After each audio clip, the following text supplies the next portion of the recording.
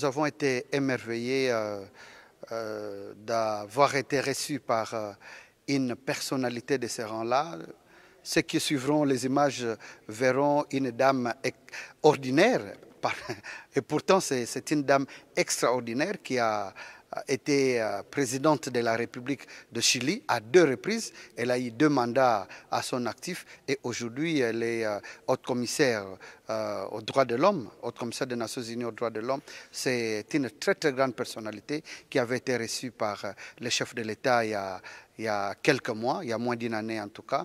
Et avec elle, nous avons fait le tour de la situation des droits humains en République démocratique du Congo. J'étais impressionné à quel point elle connaît la République démocratique du Congo. Elle connaît Bunia, elle connaît Mwanda, elle connaît Bukavu, elle connaît l'Équateur, elle connaît la situation de Zenyela, l'Équateur, elle connaît la situation de Yumbi dans les Maïndombe, elle connaît la situation de Kassai par cœur.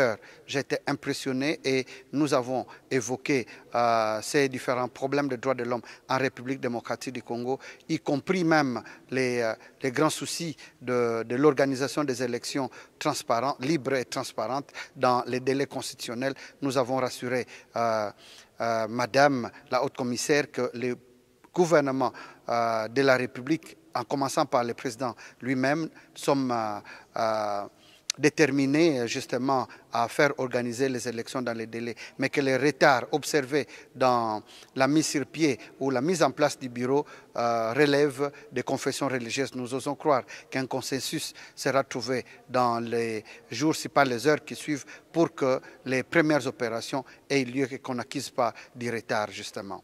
Et nous avons, au nom du chef de l'État, apporté un présent à Madame la haute commissaire. Il s'agit d'une œuvre d'art en malachite, mais aussi une œuvre d'art en bois symbolisant la quête de la paix de la République démocratique du Congo, des mamans de la République démocratique du Congo à vivre dans la quiétude justement, débarrassés de tous les mouvements de guerre, de tous les groupes armés qui violent, qui occasionnent des cas de violation des droits de l'homme.